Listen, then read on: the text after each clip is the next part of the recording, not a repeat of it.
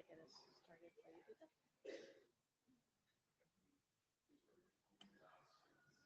Do I have a live mic? Oh my goodness, yes I do. Look at that. It's like magic. All right, if you're looking for the Meet Echo link, ha ha ha, you can't find it.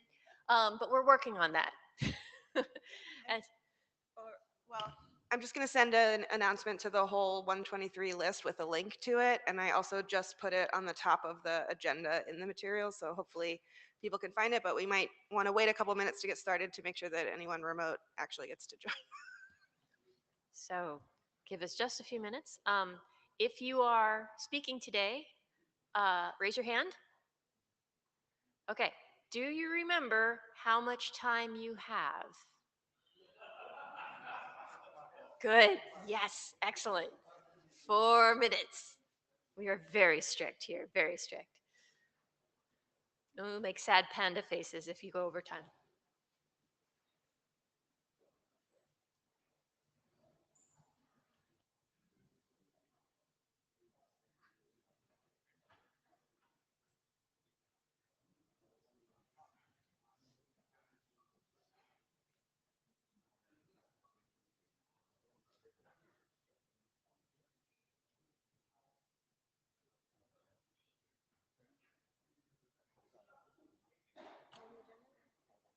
And we have a link. Woohoo! So if you're looking for the Meet Echo link, ha ha ha, you can find it now. All right then. Uh, Please use that link to sign in. And many of you, I think, this may be your very first IETF meeting. If that is the case, thank you very much for being here. Thank you for being brave. This is a lot to dive into. For people who have been here a long time, it's still a lot to dive into. And the first thing that you have to remember before you remember anything else is the note well. This gives you a whole lot of information about how all of the meetings this week will be conducted. You will see this at the beginning of every single meeting because it's that important. If you haven't read it before, I'll give you a moment.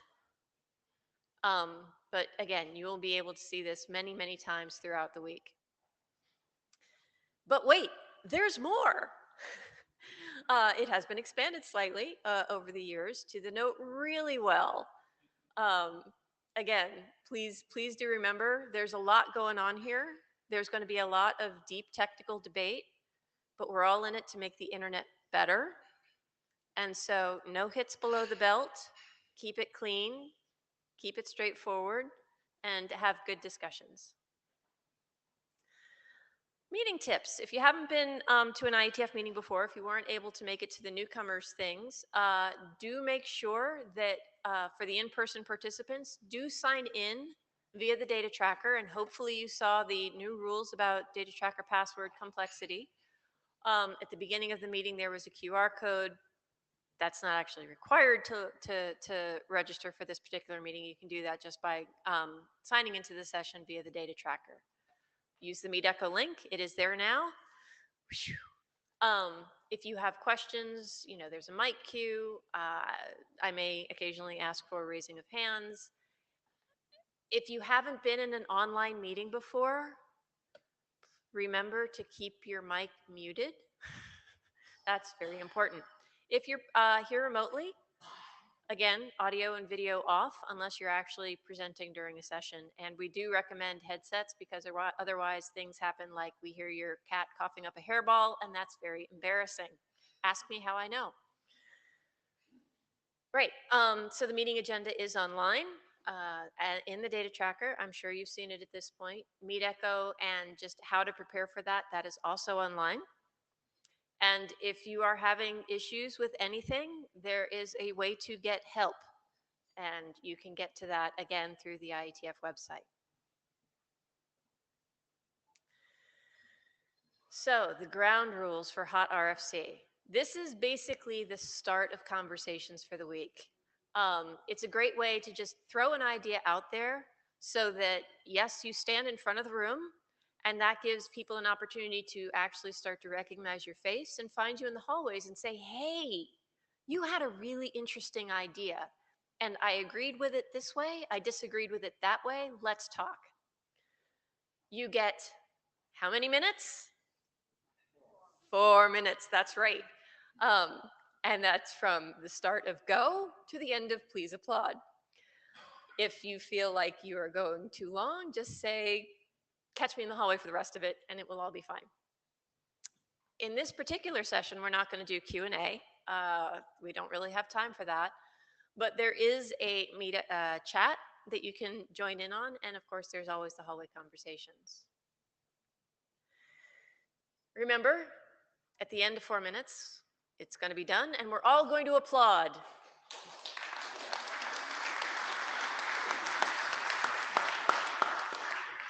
I love you guys. That was awesome. Okay, and we're going to get started with a framework to evaluate LLM agents for network configuration. Please come on up, stand on the little X mark right there, and we'll be ready. Here's your clicker for your slides.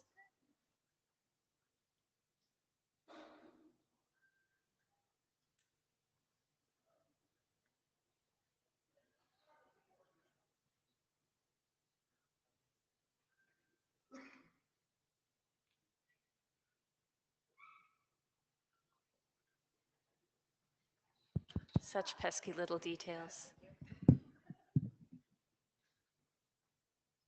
Hello everyone, my name is Du Guang from Zhongguancun Lab. I'm happy to share our draft titled Framework to Evaluate LLM Agents for Network Configuration. It's a joint work from Tsinghua University and Zhongguancun Lab.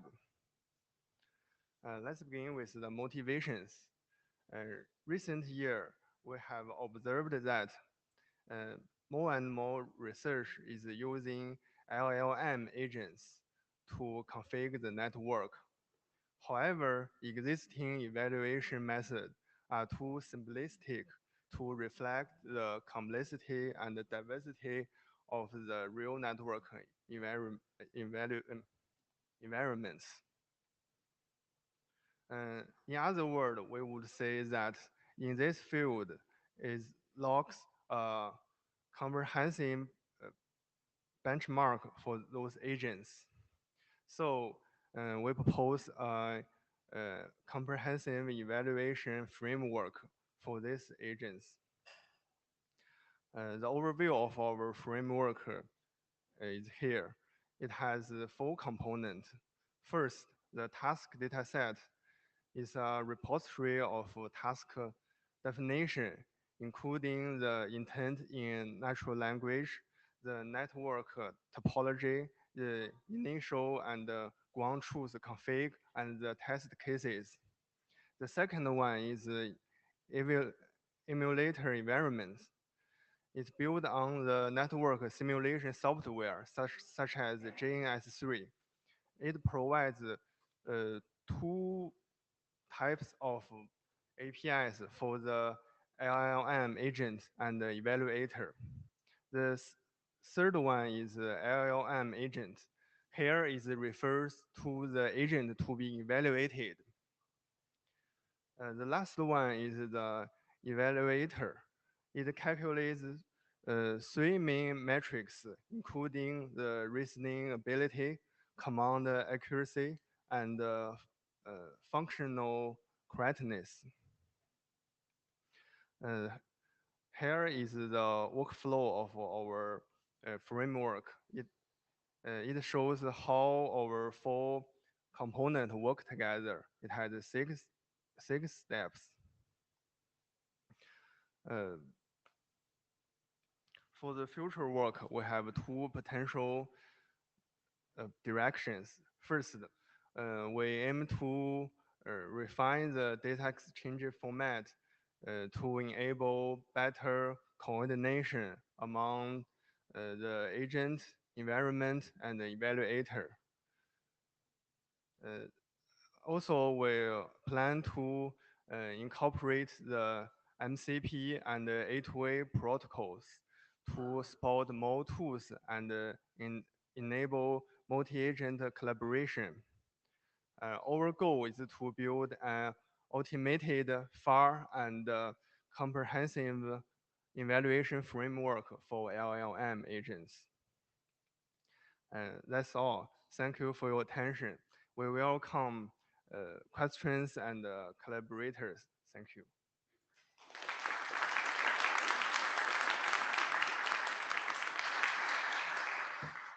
And the crowd goes wild. All right, our next one is Transport Layer Protocol Optimization for Satellite Networks.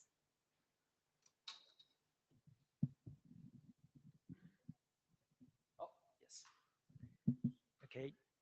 I'm Wu Qiancheng from China Mobile, and I would like to share some ideas about LEO network transport layer protocol optimization.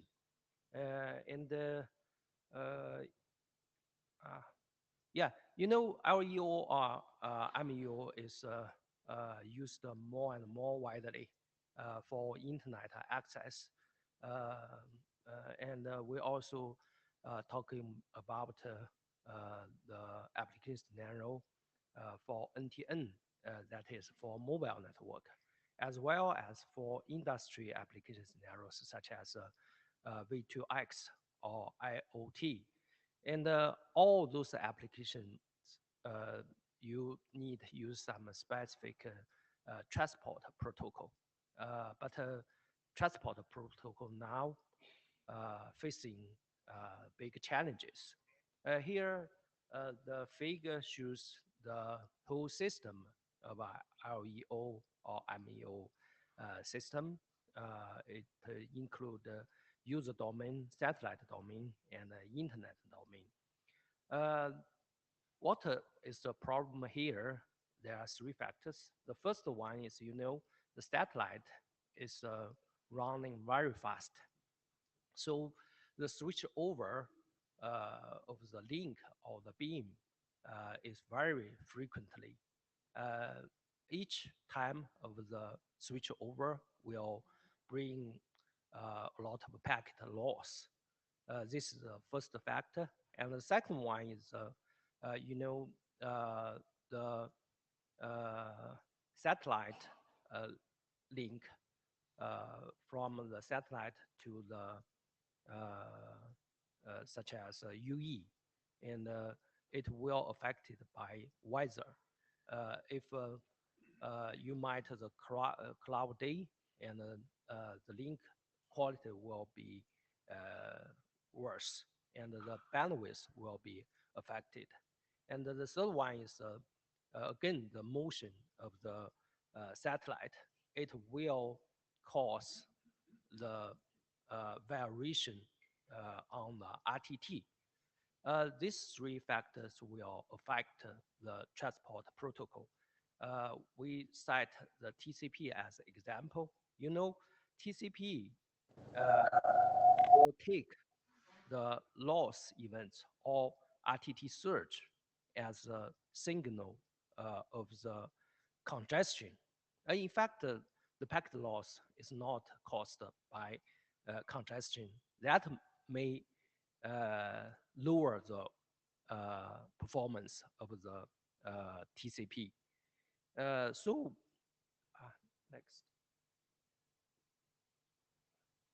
Doesn't work. So what we should do, we hope to optimize the transport protocol for the LEO system. We believe that is feasible because when we compare UDP and TCP, the UDP throughput will much higher than the TCP. That means TCPs such as congestion control now might some issue. And there are a lot of work on that, such as congestion control, BBR, something like that. And what we will do, we will organize a side meeting tomorrow morning. Yeah. Yeah. Welcome to join us for the side meeting. Well done, thank you. All right, next up, Kira, scalable zero-touch routing.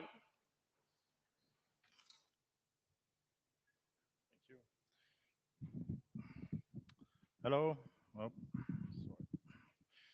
sorry. Hi, I'm Roland, and I want to present Kira, which is a scalable zero-touch routing approach. Why did we do that work? So we came up with the idea that you should probably never lose control over your network infrastructures. There are prominent examples of large operators who shot their saves in their foot by misconfiguring their control plane or their routing, and they weren't able to get access to their control plane again. So the goal is to provide a highly resilient autonomous control plane connectivity, and the features of Kira are that it's highly scalable, which means hundreds of thousands of nodes in a single domain supported. It's zero touch, so you don't require any configuration. That's why you also can't misconfigure anything.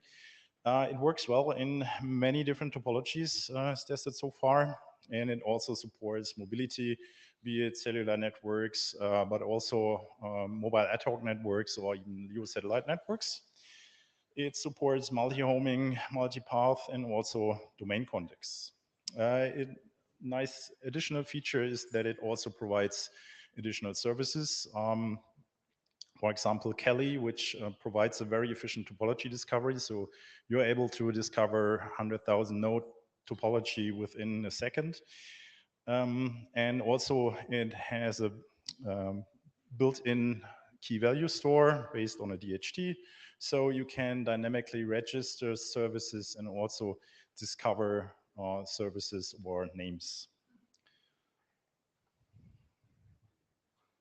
No, doesn't work somehow. Yeah, okay, I only have 2 slides. So the idea is to have Kira actually in every network device that belong to the infrastructure, be it routers, base stations, switches. So it should be an IETF standard. And therefore we already have first approach, first draft on how the protocol could look like. And I welcome comments, so please read and comment. But we also have running code, so not only rough consensus, but also running code. So we'd like to talk to people who could make use of it, especially operators would benefit the most. We look for collaborations, people who like to work on this, and also early implementers. There is a public site meeting scheduled for Wednesday, 4 p.m. in the small room. And I will provide an overview on Kira. You can ask any questions, and yeah, maybe we find some opportunities for collaboration and find out what the next steps are. So I really need the community to engage with this work. And that's basically it. Thank you.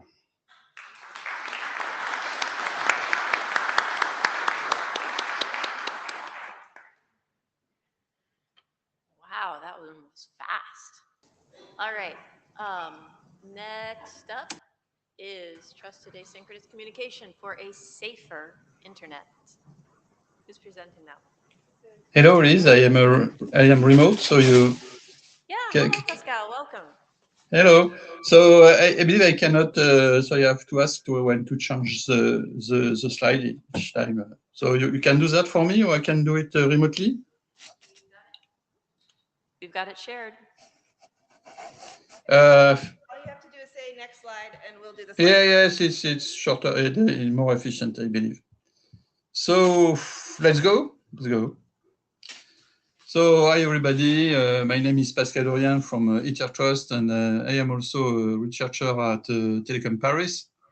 The subject of this talk is trusted asynchronous communication for safer internet, and it is based on TLS for secure element rendezvous draft.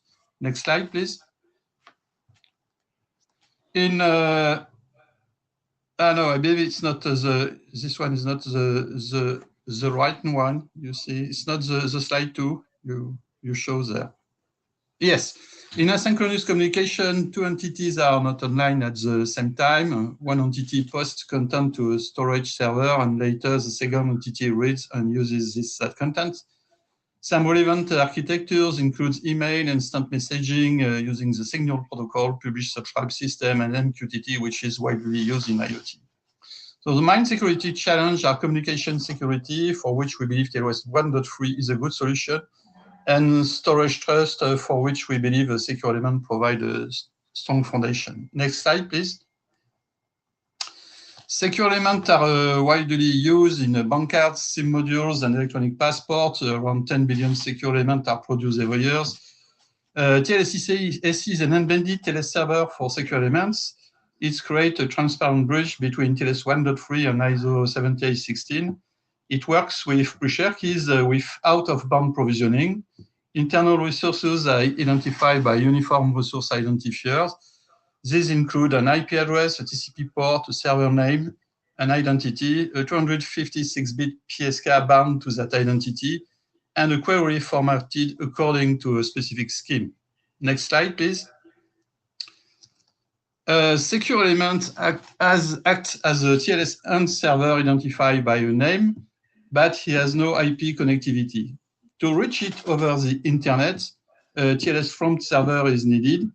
There are two types of TLS-SC servers, a single TLS-SC end server and a grid of TLS-C end servers. Next slide, please.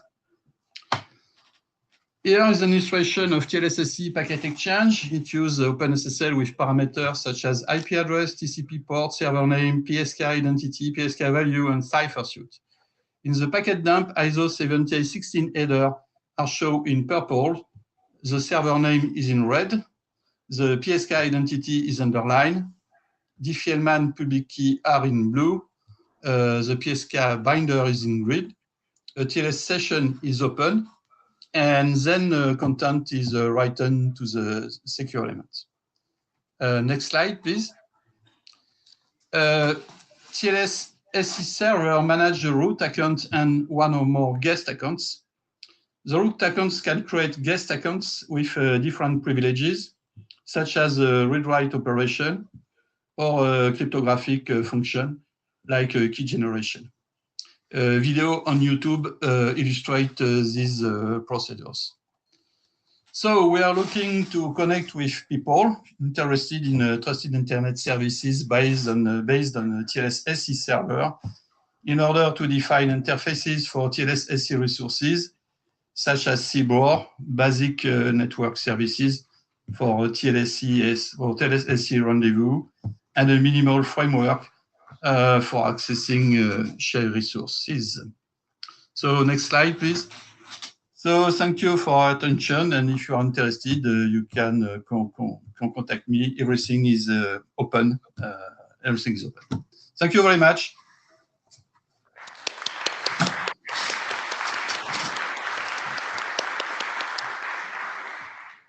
And the crowd goes wild. All right, that takes us to remote attestation with multiple verifiers.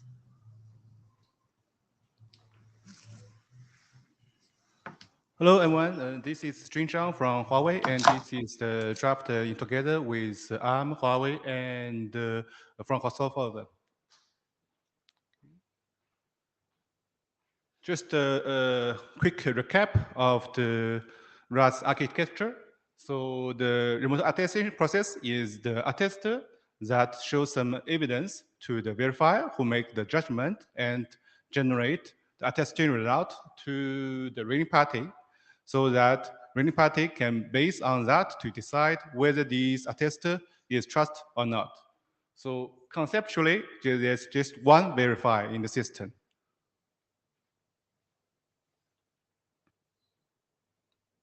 And if it is a composite device, the scenario will be a little bit different, because each component can have its own verifier. For example, if the component is a CPU, is a GPU, you can have the corresponding attestation service provided by different vendors.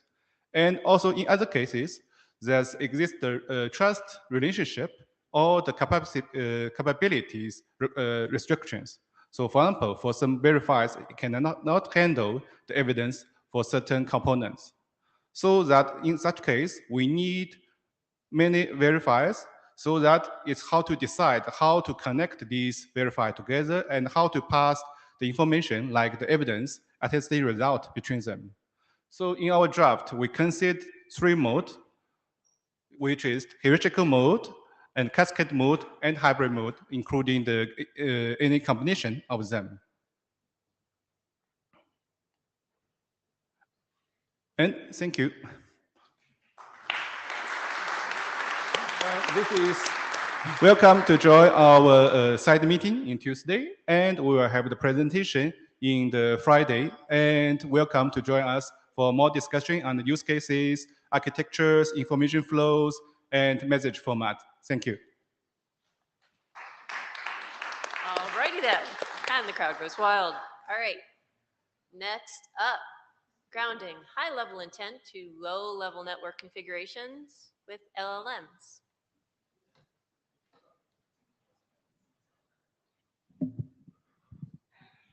I'm Minzhe Xin from Beijing Zhongguancun Lab, and I'd like to share the topic of grounding high-level intents to low-level network configurations with large language model agents. So let's see the motivating example. It's about a threat intelligence of HTTP rapid reset DDoS attack. So for a network operator, when he gets such kind of threat intelligence, he needs to answer two questions. The first is which devices or software should I use for defense? For example, the router or WAF or firewall nginx or not. The second question is how should I configure these devices or software?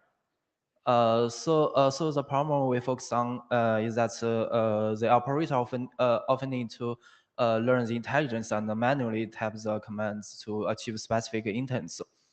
But it will introduce some challenges, including a learning curve to understand the intelligence and configurations, and it requires experts experience, and it also faces some risks of typos or fat finger issues. So we propose to use large language model agents to understand the high-level intent and generate the low-level configurations. It consists of the five steps, and we first pass the intelligence into entities and relationships, and then form them as a knowledge graph.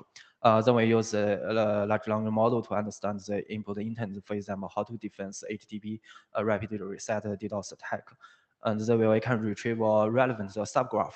Then we retrieve the subgraph as a prompt to let the large language model to generate the low-level configuration.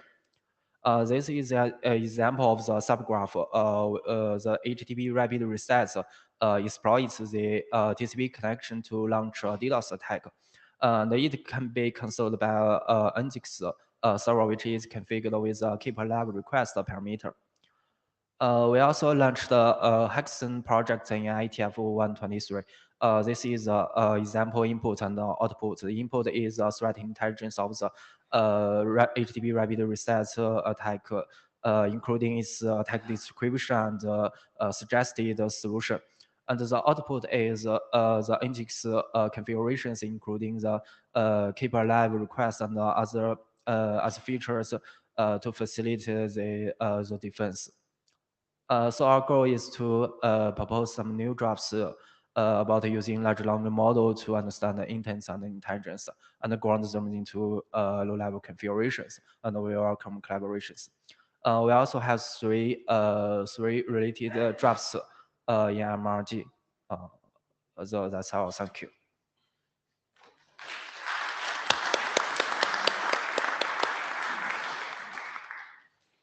All right, we've got one more LLM-focused session, the large language model-driven automated network protocol testing.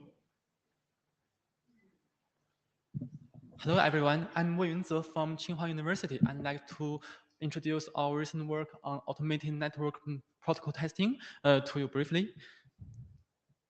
And here's the motivation of our work. So why to automate this protocol testing? Today, protocol testing is still the fundamental of manufacturers and network operators to ensure that the protocol implementation is conformance and its performance to make the further use. So, however, today's testing method is also labor intensive.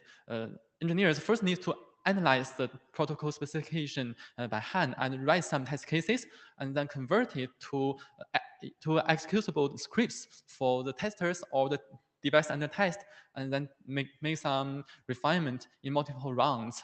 However, it is very time consuming and it's very low efficiency, and it also has limited coverage. What is more, as the protocols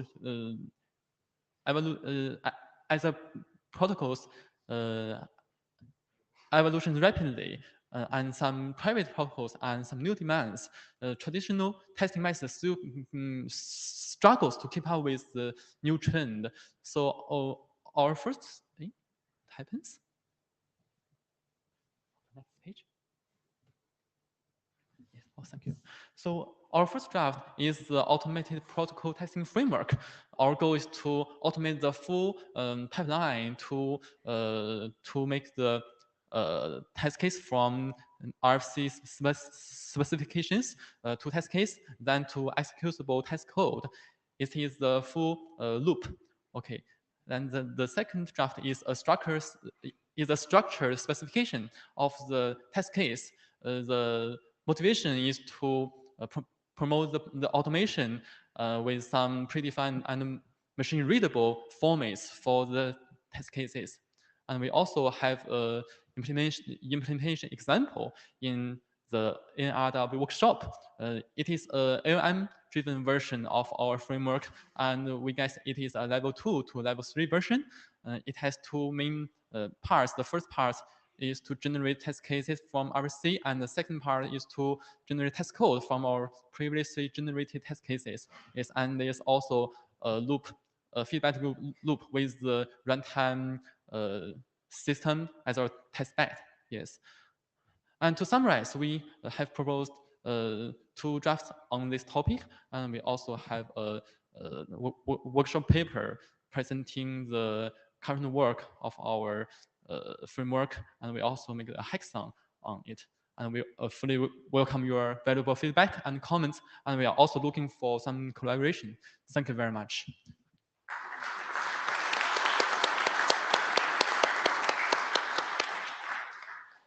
Okay, everybody take a deep breath and let it out. We're halfway through. These are very intense and your brain might start being full. We got 7 more. However, so the next one is distributed inference network and Internet of Agents. And we've got a remote presenter. Okay. Can you hear me? Yep, hear you fine. Oh, okay, let's go. Hello everyone, my name is Song Jian from China Mobile. Today I will share our insight and some understanding about distributed inference network, DIN, and Internet of Agents, IOA. Next slide, please. Okay, in last 5 years, the industry more focused on the AI training.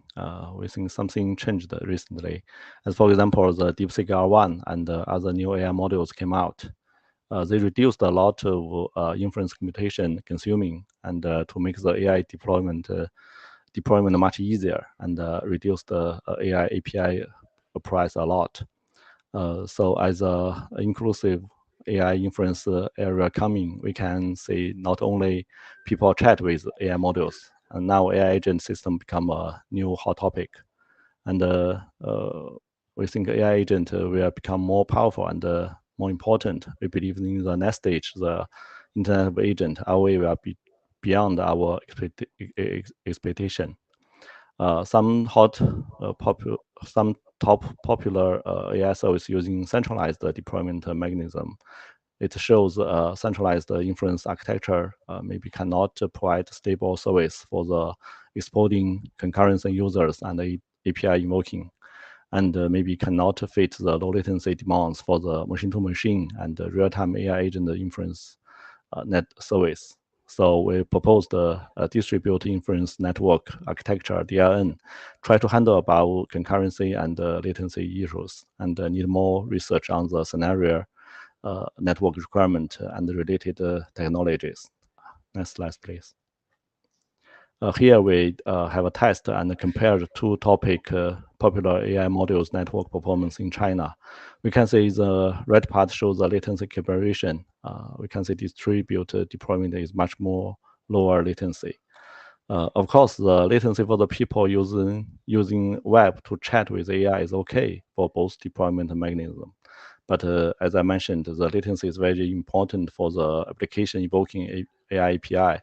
Also very important for the machine to AI interaction for the future AI net flow and for the future RA area. Next slide, please. So have some number according to the Gartner's report by the 2028, at least 15% daily business decide will be made automatically through the AI agent flows.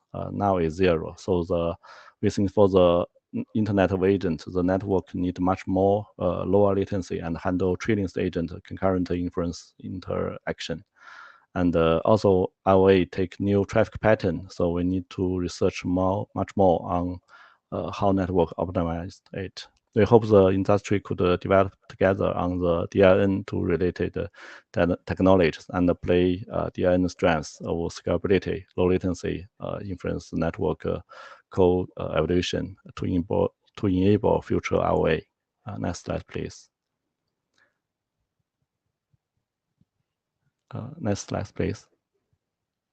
Okay, for the last slide, we have a Senate meeting to discuss the distributed inference network and the ROA on the Wednesday early morning in Sagaminia room. Welcome everyone to join. Thank you all.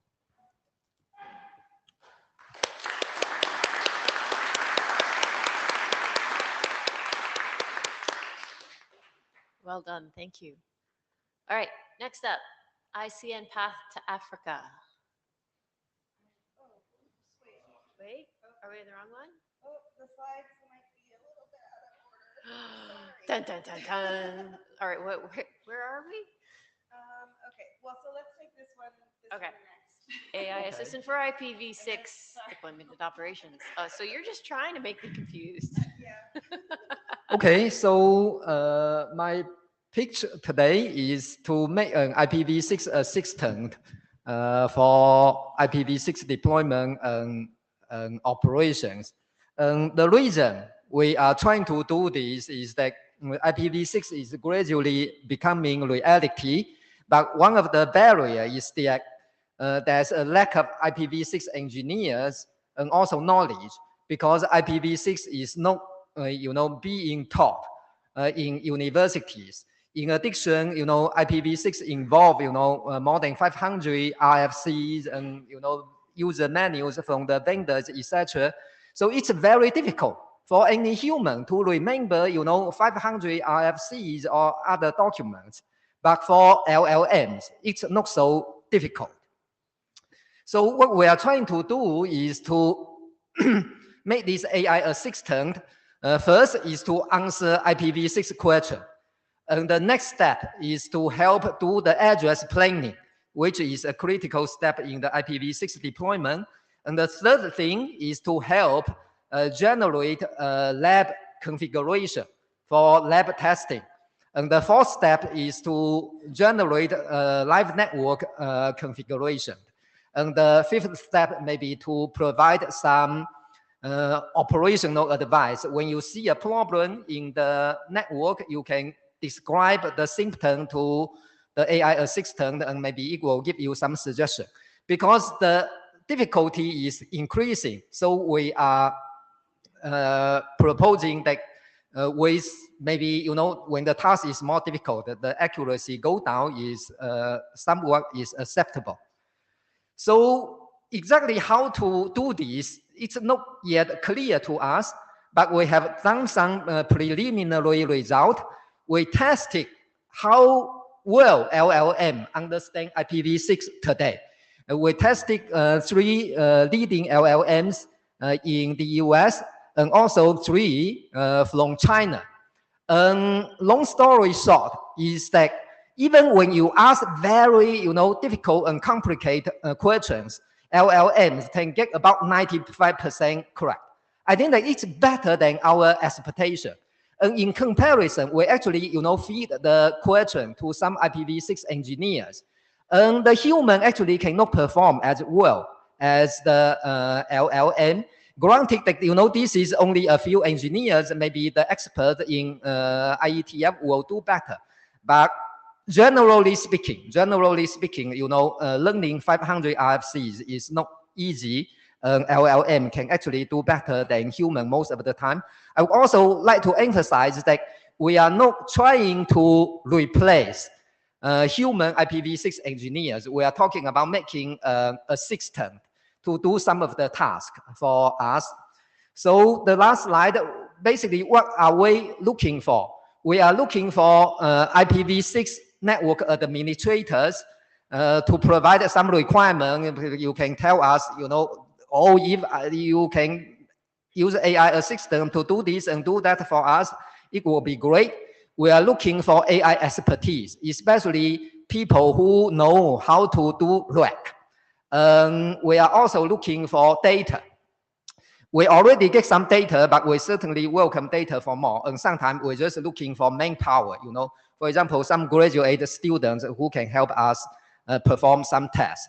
And we believe that the benefits are actually quite clear. And we hope you can, join us. Thank you. Very good. Very good. Seconds. Only seconds left. And to the universal deployment of IPv6. Okay. Where are we now? Where are we now? Okay, we're now back to the ICN Path Africa. Are you sure? Are you sure? Okay, Mohammed, please. Yes. Thank you. Make sure to stand at the microphone so that the remote presenters can hear you, or the remote participants. There you go. Can I take it?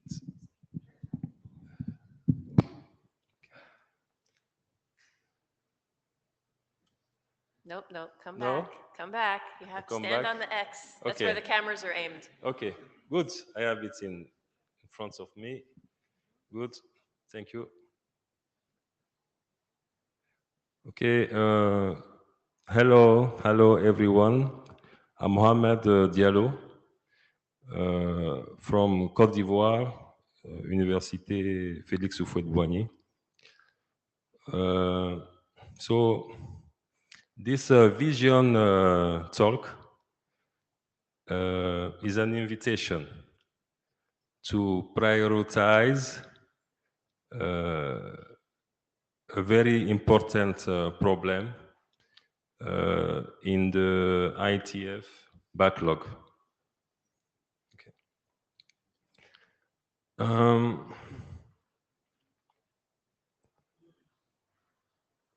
You can have a look on the Earth map at the South Pole. We have a continent there, which is the Antarcticus, and is melting at very fast pace. So 2 years from now, we may have some rise of the sea levels, and many servers might be down, and we may enter in a winter where the internet is no longer that connected, and where the provisions of cache content may be the solution to offer further content-related services. So that is what I'm discussing this evening about. So I'm presenting on behalf of the ICN Africa group, and we are working on ICN, which is a very, very important vision for the future internet. Most probably, the next release of the internet will have some ideas from this ICN conversation. So we envision 15 years from now, the information-centric internet having a GPT-like interface where everyone can register his information needs and get solutionated by the network. So in the ICN vision, the focus is no longer on packets, on sockets reachability. It's more about the availability of the content wherever it is located from. It is got wherever it is got from. Okay. So in the ICN network, routers have the capability to cache content. So already we can have this project to prioritize in the vision of the universal telecommunication service. So imagine someone in a rural area that can also, that's the second after the winter, or already we can have it. We can afford the fees of the internet connection, and that can be notified by the base station. And that's a nice scenario for the internet. We can do it now. Thank you. Thank you, Mohammed.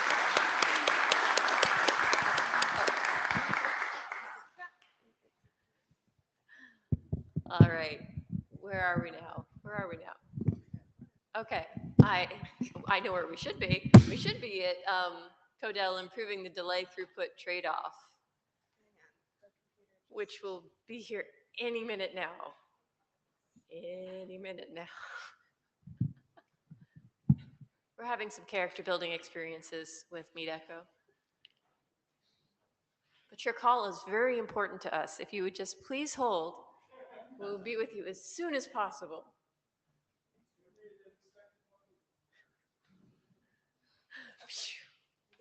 There you go. Okay. Hello, everyone. I'm Mohit. I'm from the National Institute of Technology, Karnataka in Surathkal in India. And I'm going to talk about a new work that we have been doing, which is, we have called it as Codel++.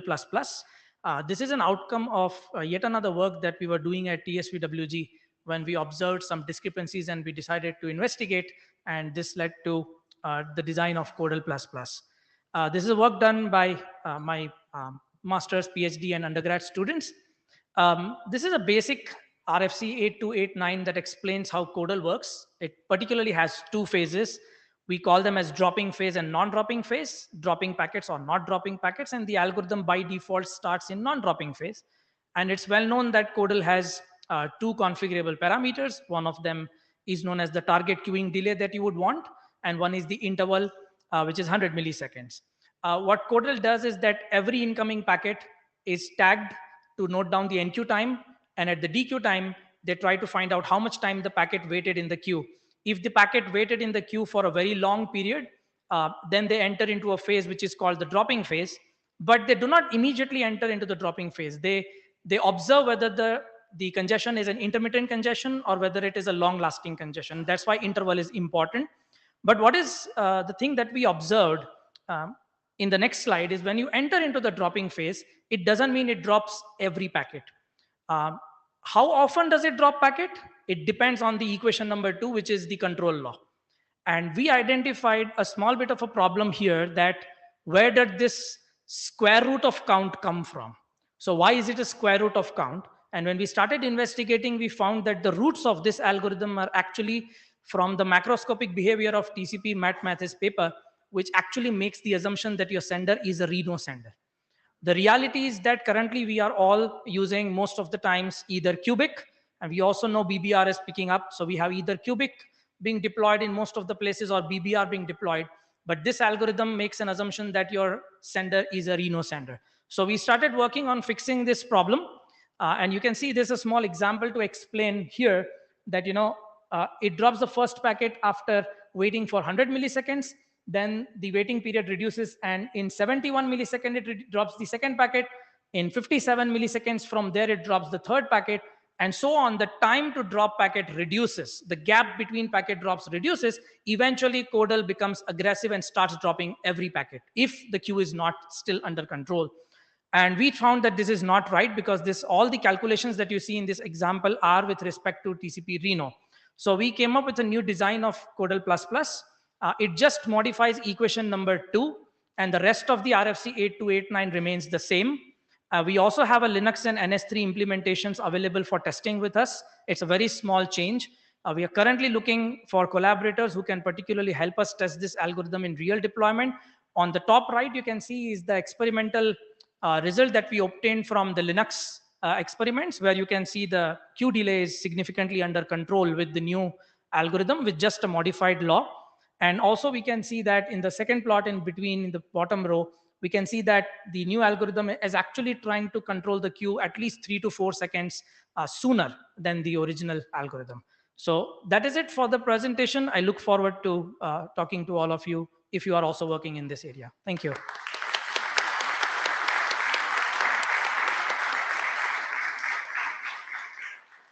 Awesome sauce. All right. Next up, security considerations for confidential computing. Mohammed, what you got? Yeah, thank you very much. Oops.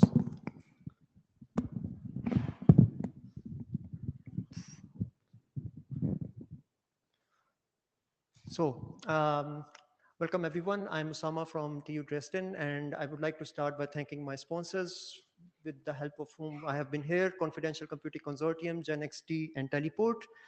So a lot of drafts in the several working groups of IETF, specifically RATS working group, TLS working group, and now also WIMSI working group have confidential computing. And it's unclear what these security considerations of these drafts are, and in general, specifically for what the security considerations of confidential computing are. And that's what we wanted to have a look, and then we explored a few things that I would like to just give you an overview of. Specifically, the threat model claims that the CSP, cloud service provider, is out of the TCB. And we did some analysis on that, and that's the summary of that. Basically, it says, CSP you have to trust in any case for availability. If it's not sending you back any response, if all lights are turned off, where is your data, right? So what are we talking about? Where are the confidential computing workloads running on, and what is happening? So you absolutely have to trust the CSP for availability. Similar goes for machine identity. They say that basically you don't need to have machine identity. It's the workload which is very important, and blah, blah, blah. But what are we talking about? The regulations of data sovereignty basically require that you have a mapping to a specific machine, which is the host affinity requirement that's completely broken by confidential computing. Third point, location. We have data residency regulations which have location affinity requirements, and that completely breaks the model of that. So the point being that the CSP is the only provider or the only source of truth for your location. You cannot judge it by any other means or by any other technical means. So again, saying that from more technical perspective, CSP being out of the TCB, we had a more technical look at the other properties other than the regulatory perspective. Specifically, you see here that any part of the boot software, which is measured by the CSP itself or something in control of the CSP, gives CSP itself the power to do anything it wants or anything it wants to measure. And early boot measurements done by the VTPM, the important thing to understand is who is controlling that VTPM, the virtual TPM. Whoever is controlling that has absolute power over whatever would be measured and whatever would be judged. And the final point, that is remote attestation, the most important part of confidential computing. If it's in control of the CSP, obviously CSP cannot be out of the TCB. So I have compared in that slide different cloud providers, justifying that each one of them break one of the models there. Specifically for Microsoft Azure, if we have a look at that, they use the VTPM as is shown one of the figures from their website, but it's unclear who owns the seed for that key. So that's very important because that remains in the TCB. Secondly, who is signing that endorsement key is also keeping them in the TCB. And with that, I would like to invite you all to the side meetings that we have tomorrow and on Wednesday, 11 to 13 hours, and also the BOF that we have for attested TLS, where we will talk about the protocol design that we are proposing, and it's a working group forming BOF. And the collaborators that we are specifically looking for in this specific work are knowledgeable, anyone knowledgeable about TLS, remote attestation, formal methods, or confidential computing in general. And finally, I would leave with this pointers to all the resources where you can find all the information if you are interested, and very welcome to the side meeting and the BOF. Thanks a lot.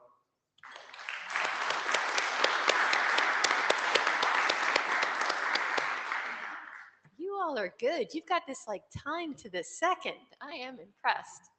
All right, next up, ultra low latency crypto. Talk about it.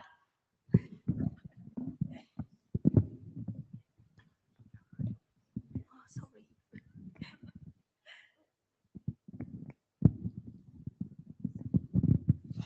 Microphones are very difficult animals, especially in the wild. Thank you. Thank you for introduction. I'm Yumi Sakemi from GMO Connect Japan. I will talk about ultra low latency crypto RAM. First is background. Future internet like 6G has increased demand for high speed, high throughput, and low latency communication. But the current cryptography mechanisms have some problems against the new demand in the future internet. For example, concerns of security limitations of ASGCM are mentioned in public comments in NIST. To solve these problems, Arayon has been proposed. And Arayon is a cryptographic permutation based on AES instruction, and it can be applied to encryption and hashing. As use case, we believe that the Arayon can be suitable for the cases that requires real-time secure communication, such as esports, remote surgery, and satellite communications. This slide shows the performance comparison with the current cryptographies.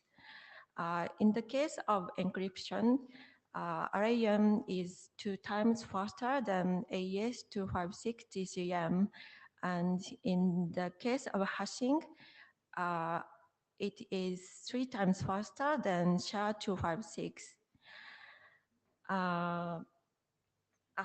This is under the condition that with frequent key updates and short messages. We have prepared some implementation of Arayon as open source. So if you are interested in Arayon, please try them.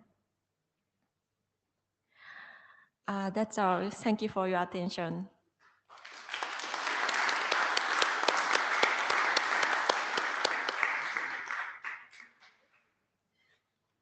And the crowd went wild. Excellent. All right, last up, secure hybrid network monitoring. Yutaka, please. Yes. Thank you. Oh, it works. Thank you. Yeah, thank you for introduction. I'm Yutaka from AIST Japan. So we are talking about secure hybrid network monitoring. So hybrid networking means that connecting multiple instances of networks or cloud services to compose a single system. Like using on-premise cloud for secure data vault, still using public cloud for front-end services. And in such cases, their networks are usually not connected through the public internet, but instead by connected by various means of internet connection parties like VPN or over a network or even the least physical lines. So, and in such cases, there are some hidden security assumptions for those interconnections. But monitoring of such hidden path property is very important. and also very difficult because in usual cases, IP passes a very transparent application. So if your packet reaches in any way, it's a valid packet. It's an important property of internet protocol, but it's difficult for such kind of secure uses. And so there are also very complex network configuration exists for hybrid network conditions. So we are proposing some monitoring solutions for security properties of communication paths, like using gathering the network status using existing telemetry systems and summarizing that through all the passes of the forwarding things, and they are checking the compliance to the policy or service agreement. And yeah, it will detect and making application level alerts for any troubles or anomalies. So our design principle is that we do not change anything as possible to the existing network and devices. So instead of changing the protocols, we will add add-on or sidecar implementations to the existing monitoring telemetry layers. And considering various network implementations such as conventional IP networks, so software-defined networks, and VPN or other tunnel technologies. So in this IETF, we are writing initial design of architecture and first draft in the hackathon and following times. And maybe we want to present some demonstrations on next meeting. So if you are interested, please contact me and have a discussion, please. So, and there are several related technologies, but if you're interested, please see my slides uploaded. And thank you very much for your attention.